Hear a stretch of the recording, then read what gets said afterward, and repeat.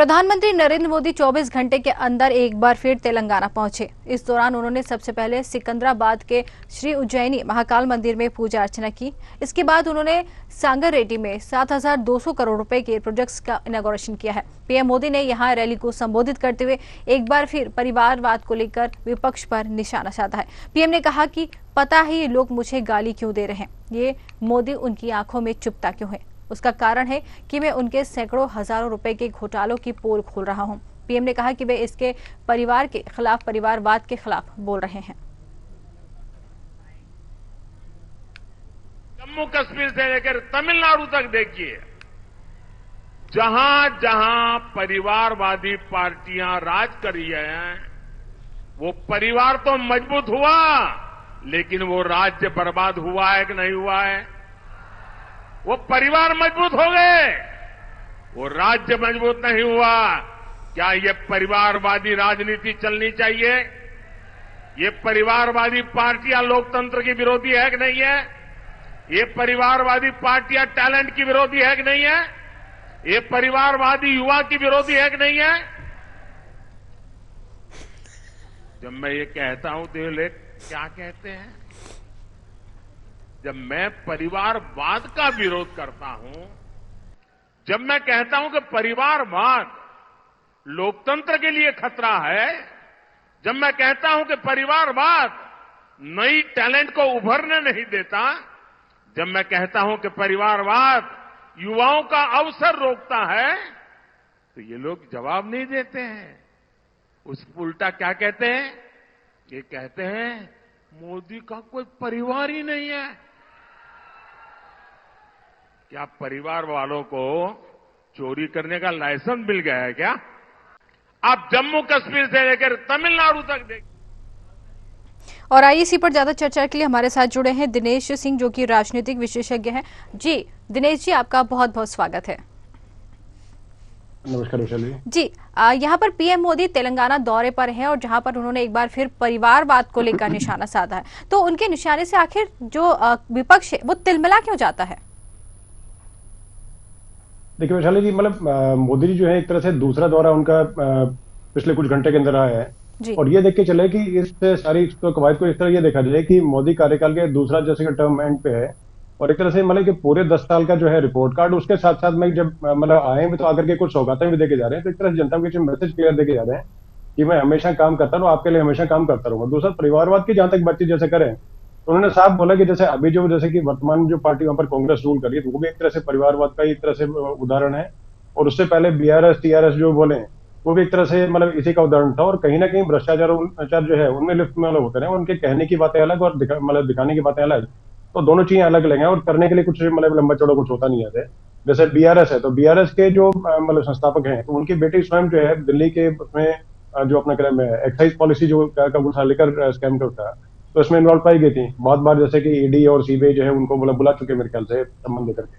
तो इस तरह की चीजें मेरे ख्याल शायद जो भी हम लोग जो मतलब कानूनी जो चीजें हैं वो सब चल रही हैं। तो उसी को देखकर मैं बताया कि जब अगर आप वोट करते हैं, तो वोट मतलब एक ऐसी पार्टी को दे जो कि आपको स्थायी सरकार दे सके और जनता के विकास के लिए कार्य यहाँ कर सके। दूसरी बात वैशाली देखने की बात यह कि जैसे पिछली बार मतलब इसके जो इससे लास्ट टाइम जो हुए थे असेंबली इलेक्शन हुए थे, उसके अलावा जैसे 2023 में जो चुनाव है उसमें बीजेपी का वोट शेयर जो बढ़कर डबल हुआ सीधा। और ठीक मतलब सत्ता में काबूज नहीं हो पाया, वो अलग बात है, लेकिन 8 सीट जो है इनकी आई। और उसको लेकर के आगे मतलब कि जो अपना उत्साहजनक है काफी जो कैडर है बीजेपी का।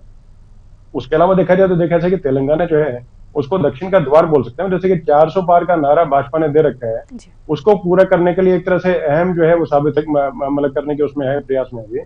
क्योंकि करीब 125 सीट जो है साउथ की मतलब दक्षिण के जो 125 सीट है वैशाली जी, तो उसमें एक तरह से मान के चल रहे हैं कि ठीक है, यहाँ से एंट्री करके और आगे जो है प्रचार प्रसार का पूरा कार्यक्रम जो है वो इस प्रकार से किया जाए कि कम से कम यहाँ पर जो 100 सीट का लक्ष्य बीजेपी मान के जो चल रही है, तो 100 अगर नहीं मिलते मतलब जो लक्ष्य वो तो मेरे ख्याल 50 या 60 का है, लेकिन 100 सीट से पूरे तरीके से मजबूत तरीके से ऐसा लड़ने के उसमें है कि भाई कहीं कुछ भी चूक ना रहे।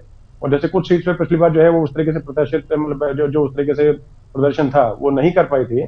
तो इस बार जो भी जो उस तरह की जो कमियां उनको दुरुस्त करके और ठीक करके और पूरा मतलब तरीके से और पूरी चुनावी मोड में है। क्योंकि जैसे कि हमें पता है कि 10 से 14 तारीख के बीच में कभी आचार संहिता लग सकती है, तो उसी को लेकर के उससे पहले पीएम मोदी जो है पूरे तरीके से अपने जो दौरे उससे पहले खत्म करना चाहते हैं। और दूसरा देखिए इंफ्रास्ट्रक्चर हो गया, रेल हो गया, रोड हो गया, सभी चीजों में मान के चलेंगे, पोर्ट्स हो गए, तो सभी में मतलब कि एक बहुत मतलब कई गुना जो है, कई फोल्ड जो है बढ़ोतरी हुई है। उसको देख करके जनता जो है वो खुद मतलब देख रही है कि ठीक है भाई, रिपोर्ट कार्ड जो है उसमें कहीं ना कहीं नंबर देने ही पड़ेंगे। तो वो सारी सब मतलब कवायद पूरी की जा रही है, और आगे मतलब हमें उम्मीद शायद ये लग रही है कि ठीक है, जैसे जो कि वहां के जो दल हैं, तो उनकी कथनी और करनी में बहुत अंतर है। जैसे कि अडानी को हमेशा देखिए कांग्रेस सरकार जो है पहले गाली देती रही है, जी। लेकिन जैसी ही सरकार वैशाली जी वहां पर तेलंगाना बनी, बनते के साथ में जो है अडानी और कांग्रेस सरकार के बीच में, तेलंगाना सरकार के बीच में, और 12,400 करोड़ रुपए की मतलब एक डील हुई है उसमें, मतलब एनर्जी और इंफ्रास्ट्रक्चर और कई चीजों में इन्वेस्टमेंट करने की। तो ये कहने का मतलब है कि दुनिया वैसे अडानी को आप गाली देते हैं और यहाँ पर ये करवाते हैं, तो वो एक मतलब कहने का एक फर्क है। तो वो जनता के बीच में चीजें स्पष्ट होती हुई नजर आ रही है, तो उसी को लेकर के मोदी जी जो है सभी चीजों को लेकर के और दोष करते हुए नजर आते हैं, और बाकी इसका मुझे लगता है कि अपने तरीके अपना लक्ष्य जो है इनका, वो यहाँ से साधने में कामयाब रहेंगे। जी दिनेश जी, एक सवाल ये भी खड़ा होता है कि क्या भारतीय राजनीति को परिवारवाद से कभी भी छुटकारा मिल पाएगा, या फिर ये यूं ही चलता रहेगा? देखिए, अभी पहले से वैशाली जी जनता जो है काफी जागरूक हो चुकी है। जैसे कि अगर नॉर्थ इंडिया की बात करें, तो जैसे कि मतलब है कि जैसे मैं तेलंगाना की बात तो अलग है ही, मतलब वहां पर जो है डीएमके वगैरह और ये जो मतलब पूरी रहे, जैसे कि जो भी है कुछ अभिनेता हैं, तो उनके परिवार जो है उन्हीं के द्वारा संचालित मतलब के चालित जो रहे, मतलब सरकारी सारी जो है। तो उसके अलावा जैसे कि नॉर्थ की बात भी करें, तो नॉर्थ भी उससे अछूता देखिए नहीं है। यूपी की बात करें तो यूपी में देखिए मुलायम सिंह परिवार जो है हमेशा से राज करता है। उसी प्रकार से जैसे कि लालू प्रसाद जो परिवार है, वो मतलब कहीं ना कहीं चाहे उन पे आरोप लगता रहे, लेकिन फिर भी कहीं ना कहीं जो है मतलब उनके साथ में जो जनता जो है वहां के यादव जो खासकर वोटर्स हैं, वो विश्वास जताते रहे। और ये दोनों परिवार में ये मतलब एक तरह से मतलब हंसी मजाक के लिए सके, मतलब आपने सुना भी होगा कि इसमें गाय भैंस के अलावा परिवार के सभी सदस्य जो है राजनीति करते हैं। तो इस प्रकार से अब लेकिन अब जनता जैसे कि कोई एक नेता जैसे पार्टी के पुराने काफी समय से और पार्टी में समय लगा रहे उनकी पार्टी में, और या इसी प्रकार से साउथ की किसी पार्टी में, तो एक मतलब निश्चित ऊंचाई तक पहुंच के उसको पता है कि ठीक है, मुझे अगर ये बनना है तो इससे ऊपर मैं नहीं जा पाऊंगा, क्योंकि इससे ऊपर अगर जाना होगा तो या तो मुझे पार्टी बदलनी पड़ेगी और या फिर मुझे राजनीति छोड़नी पड़ेगी, क्योंकि उसके अलावा जो आगे जो है उनके परिवार के जो लोग हैं उन्हीं को जगह उसमें मतलब मिलेगी और मैं कुछ हासिल नहीं कर पाऊंगा। और दूसरा, जनता जो है, जनता भी समझ चुकी है भाई, कहीं ना कहीं कुछ भी करके और दल बदल करें, कुछ भी करें, लेकिन अपने तरीके से अपनी जो महत्वपूर्ण चीजें अपनी पकड़ में रखते हैं और जनता के लिए बहुत लंबे चौड़ा कुछ काम नहीं करते हैं। क्योंकि जैसे 100 रुपए अगर खर्चा करने के लिए आया, उसमें से अगर आपस में इन्होंने कुछ बंदर बांट कर ली, कुछ कर ली, और ठीक है कुछ किया नहीं किया, लेकिन अपनी अपनी जैसे कि अगर बाई चांस मान के चले एक पर्टिकुलर जगह का डेवलपमेंट कर भी दिया होता है, तो उसके बारे में दूसरी क्वेश्चनबाजी करने के लिए लंबा चौड़ा होता नहीं, क्योंकि जो मेन जो चीजें हैं सब कुछ अपनी पकड़ में ही होती है। फाइनेंस मिनिस्टर अपना, होम मिनिस्टर अपना, मुख्यमंत्री अपना। तो उस चीज से जनता मुझे लगता है कि निजात पाना चाहती है, और कहीं ना कहीं उस चीज को लेकर के और छुटकारा जो है मिलना अभी मुझे लगता है कि संभव है। क्योंकि जैसे कि अभी मध्य प्रदेश का एग्जांपल लें, मध्य प्रदेश में जैसे कि मतलब मोहन यादव जो है उनको मुख्यमंत्री बनाया गया, जिसको दूर दूर तक उनको खुद नहीं पता था। उन्होंने खुद बोला, जैसे कि अभी यादव महाकुंभ था लखनऊ में, तो उसमें खुद उन्होंने बोला कि मेरे पिताजी की राजनीति में नहीं थे, उनको खुद कुछ नहीं पता था। और जब मतलब है कि जैसे अनाउंसमेंट हुई मुख्यमंत्री बनने की, तो उस वक्त मैं खुद अचंभित था, मुझे खुद नहीं पता था कि मुझे मुख्यमंत्री बना रहे हैं। इसी प्रकार से भजन लाल शर्मा जो है राजस्थान में, तो इस तरीके से ये शायद परिपाटी तोड़ने का जो कार्य जो अलग से किया जा रहा है, और नए लोगों को नए चेहरे जो है उनको मौका दे, तो उसका हमारा जनता के बीच में बहुत पॉजिटिव मैसेज है। ये इसका फर्क कहीं ना कहीं जरूर पड़ेगा। जी दिनेश जी, तमाम जानकारी हमको देने के लिए आपका बहुत बहुत धन्यवाद।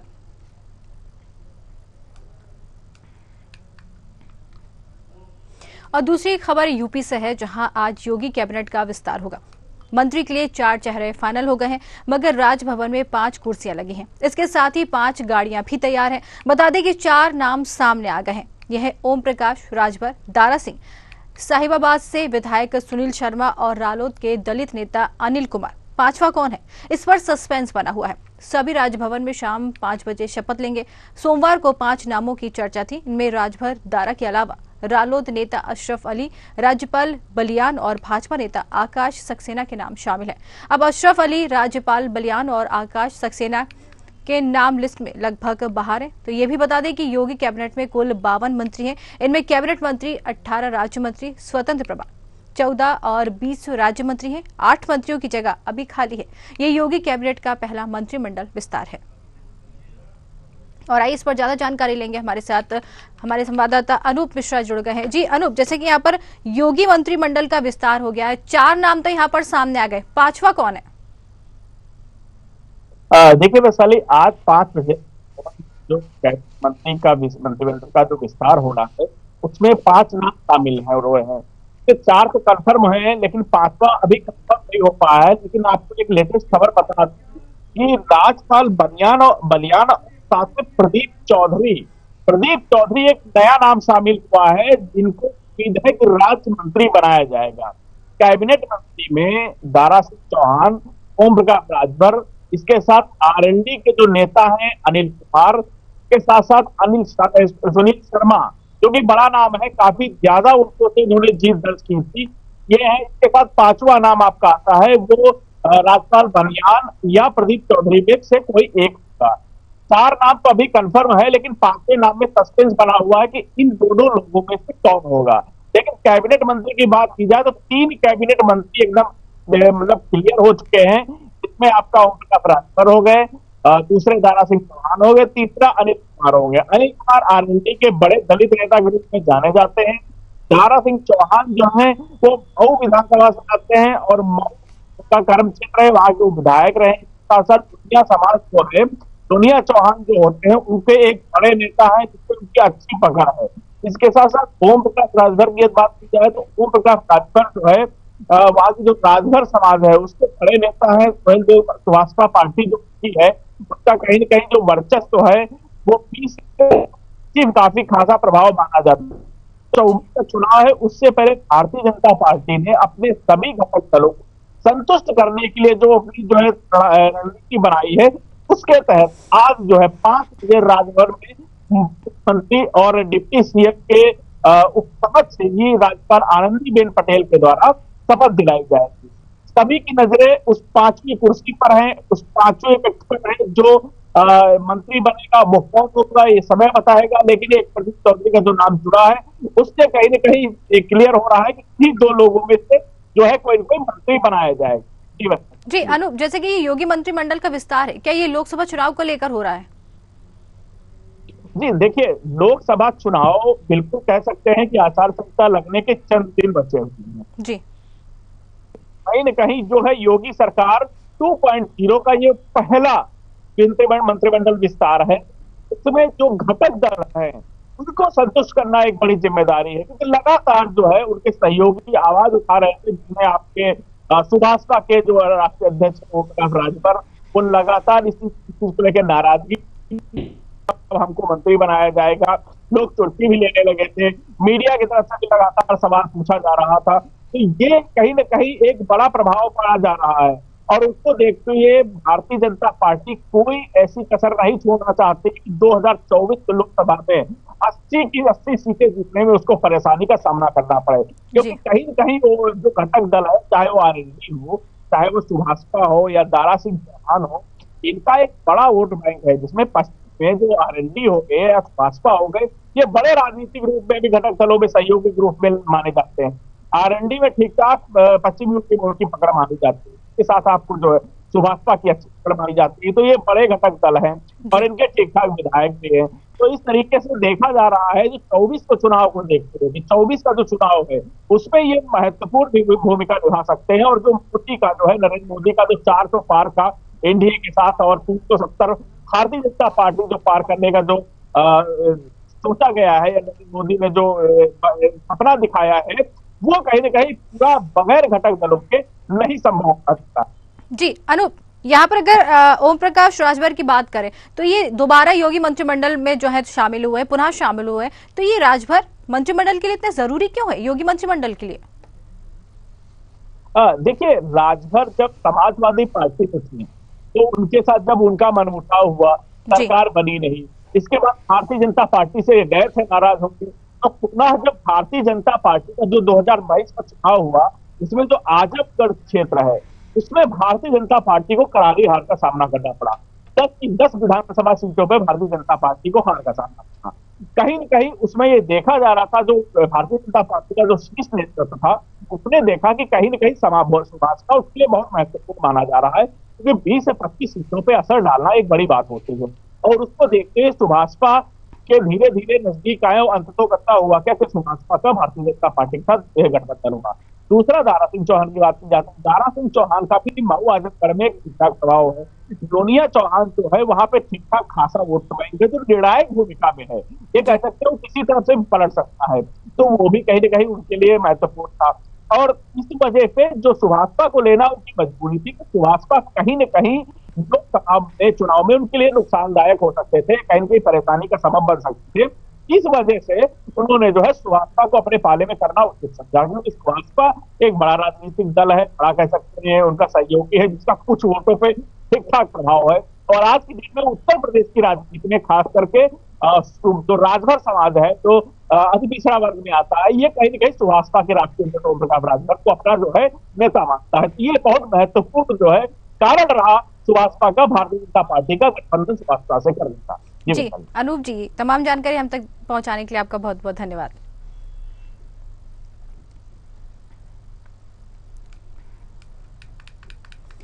तीसरी बड़ी खबर की रुख करेंगे, जहां लोकसभा चुनाव को लेकर बीजेपी और कांग्रेस ने अपनी तैयारियां जोरों शोरों के साथ शुरू कर दी हैं। बीजेपी ने 195 सीटों पर अपनी तस्वीर साफ कर दी है और अपने दिग्गजों को चुनावी मैदान में उतार दिया है। वहीं कांग्रेस भी अपनी दिग्गजों की पहली लिस्ट जारी करने की तैयारी में है।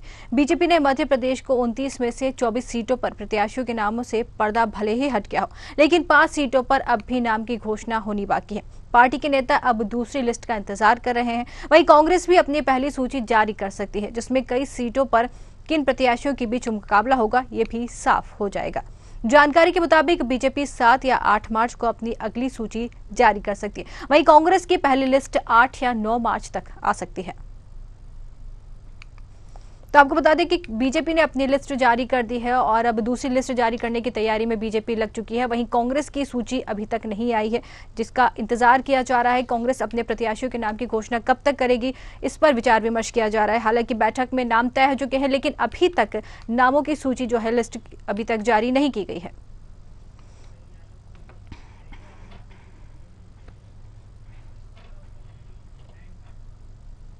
और आईसी पर ज्यादा जानकारी लेंगे, हमारे साथ है डॉक्टर आलोक सोती, राजनीतिक विशेषज्ञ हैं, जो फोन लाइन पर जुड़ गए। जी आलोक जी, आपका बहुत बहुत स्वागत है। बहुत बहुत धन्यवाद। जी आलोक जी, यहाँ पर कांग्रेस की सूची अभी तक क्यों नहीं आई है? आखिर कांग्रेस की सूची आने में देरी क्यों, जबकि बीजेपी अपनी सूची जारी कर चुकी है और यहाँ पर बीजेपी दूसरी सूची जारी करने की तैयारी में, लेकिन कांग्रेस अभी अपनी सूची जारी नहीं कर पाई है। तो क्या गठबंधन से तालमेल नहीं हो पा रहा है? जी हाँ, बिल्कुल सही कहा। इंडिया जो गठबंधन है जिसमें कांग्रेस की मुख्य भूमिका है, और उसकी आप देख रहे हैं कि जिस तरीके से उसकी आपस में जो बातचीत हो रही है, और ऐसा लगता है कि कभी हाँ कभी ना वाली स्थिति, आप बंगाल की स्थिति देख लीजिए, चाहे आप बिहार की स्थिति देख लीजिए, चाहे आप पंजाब और दिल्ली की स्थिति देख लीजिए। हालांकि बैठक हो गई है, सीटों का काफी बंटवारा हो गया आप पार्टी के साथ, लेकिन स्थिति ये है कि कांग्रेस अभी इस स्थिति पे नहीं आई है कि वो अपनी सूची निकाल सके।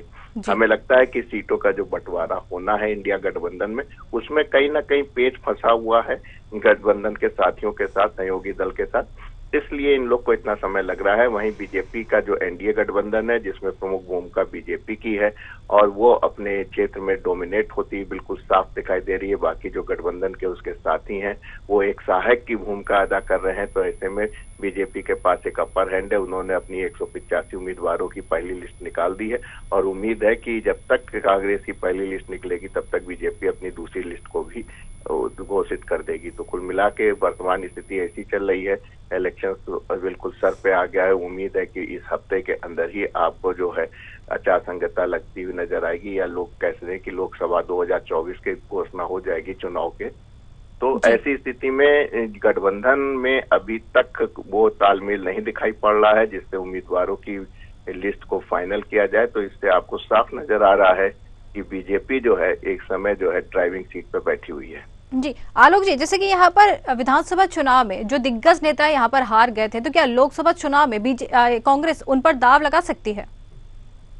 देखिए, कांग्रेस की एक अपनी पृष्ठभूमि है, एक अपना तरीका है।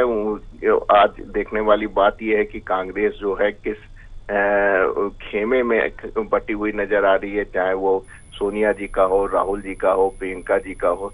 ऐसे में 3 खेमे आपको उसके अंदर नजर आते हैं, जिसमें वरिष्ठों का अलग स्थान है, सोनिया जी के साथ है, और युवाओं का जो है राहुल जी के साथ है, प्रियंका गांधी का भी एक अच्छी भूमिका रहती है लिस्ट में, अपना नाम के, अपने उम्मीदवारों के, अपने चाहने वालों के नाम देने में।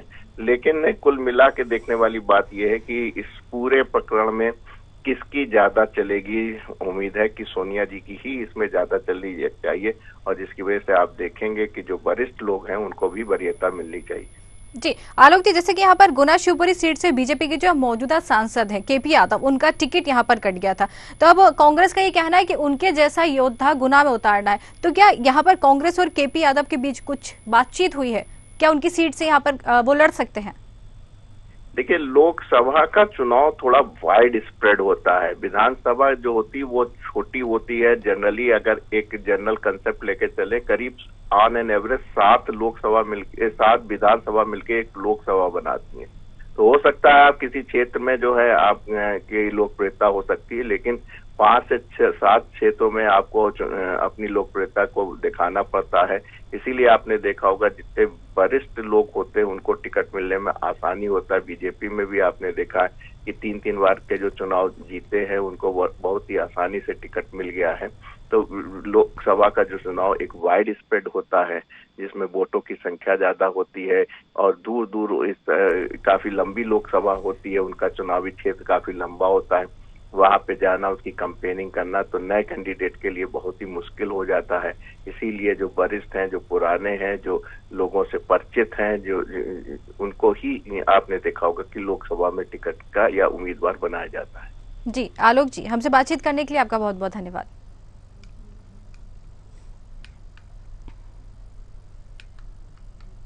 और चौथी खबर मध्य प्रदेश से है, जहां मध्य प्रदेश में 5वीं और 8वीं की परीक्षाएं 6 मार्च से शुरू होने वाली हैं। इसमें 25 लाख छात्र छात्राएं शामिल होंगी। परीक्षा के लिए नजदीकी स्कूलों में 11,986 परीक्षा केंद्र बनाए गए हैं। सरकारी स्कूलों के साथ ही निजी स्कूलों और मदरसों के विद्यार्थी भी इन बोर्ड पैटर्न परीक्षा में शामिल होंगे।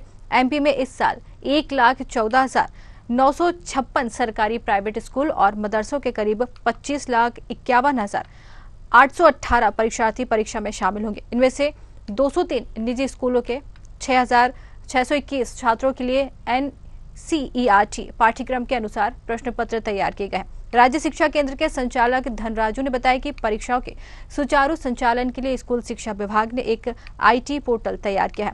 इसके माध्यम से परीक्षा का पूर्ण संचालन और समस्त व्यवस्था ऑनलाइन की गई है। और आइए इसी पर ज्यादा जानकारी लेंगे हमारे संवाददाता सत्यम शर्मा, जो कि हमारे साथ जुड़ गए हैं। जी सत्यम, जैसे कि यहाँ पर बोर्ड परीक्षा की शुरुआत होने वाली है, क्या कुछ तैयारी है यहाँ पर देखने को मिल रही है बोर्ड परीक्षा को लेकर, क्योंकि कल से 5वीं और 8वीं की बोर्ड परीक्षा की जो है शुरुआत हो जाएगी? बिल्कुल, देखिए वैशाली, कल 5वीं और 8वीं की जो बोर्ड परीक्षाएं उनकी शुरुआत हो जाएगी और 5वीं की जो बोर्ड परीक्षा है वो 13 मार्च तक चलेगी। वहीं जो 8वीं की परीक्षा है वो 14 मार्च तक चलेगी। आपको बता दें 25 लाख विद्यार्थी टोटल इसमें शामिल हो रहे हैं, छात्र छात्राएं शामिल हो रहे हैं। निजी विद्यालय हो, सरकारी विद्यालय हो या मदरसों के छात्र हो, सभी को मिलाकर करीब 25 लाख छात्र शामिल हो रहे हैं। पिछले साल की बात करें तो करीब 22 लाख छात्र छात्राएं इसमें परीक्षा में, बोर्ड की परीक्षाओं में शामिल हुए थे। तो इस बार देखिए विशेष बात यह है कि जो IT सेल है उसका गठन किया गया है। IT सेल IT पोर्टल के माध्यम से पूरी इस शिक्षा विभाग की व्यवस्थाएं रखी गई है, परीक्षा की व्यवस्थाएं रखी गई है।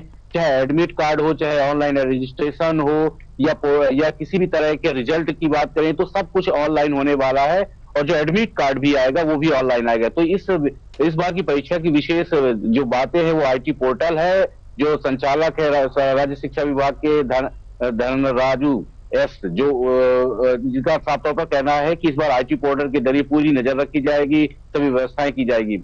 आपको ये भी बता दें कि लोकसभा चुनाव इसी मार्च में होने हैं। हो सकता है आचार संहिता लग जाए और आचार संहिता लगने के बाद कहीं ना कहीं परीक्षाओं, छात्र छात्राओं को कोई दिक्कत का सामना न करना पड़े चुनाव के चलते।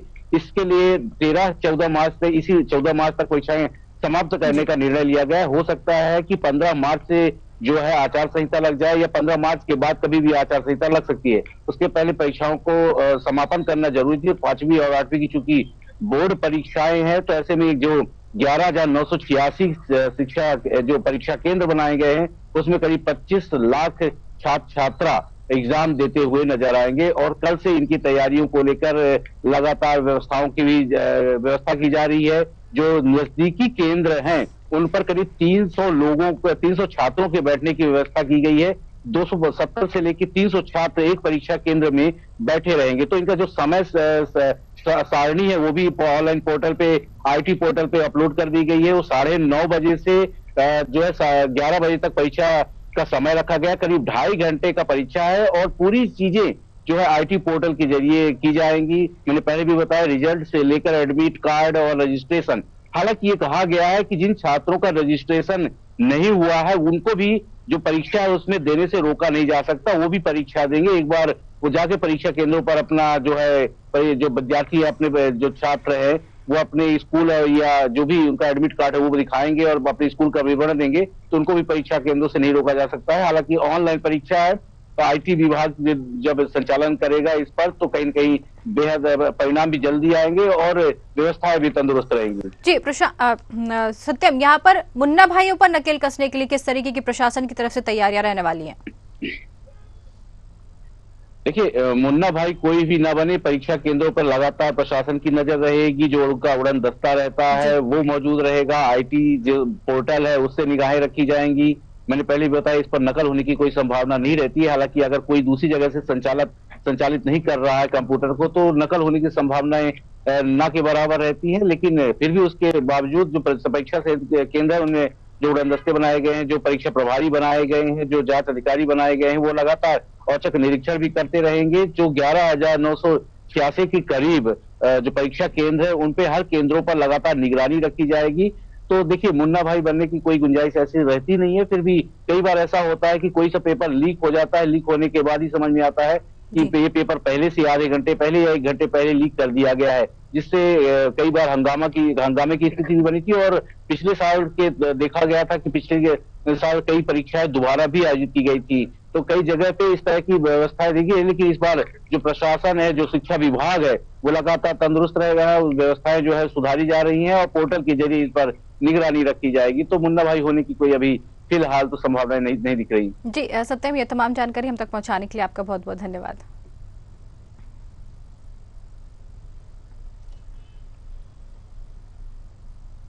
तो कल से 5वीं और 8वीं की बोर्ड परीक्षाएं शुरू होने वाली है, जिसको लेकर प्रशासन पूरी तरह से अलर्ट मोड पर इस वक्त है। प्रशासन सकुशल संपन्न हो जाए, इसके लिए भी पूरी तैयारियां कर ली गई हैं। अब कल से बोर्ड परीक्षा का इंतजार करें, छात्र छात्राओं का पेपर आसानी से हो, इसके लिए प्रशासन अपनी पूरी मुस्तैदी के साथ लगा हुआ है। तो 4 बड़ी खबरों में फिलहाल इतना ही। नमस्कार।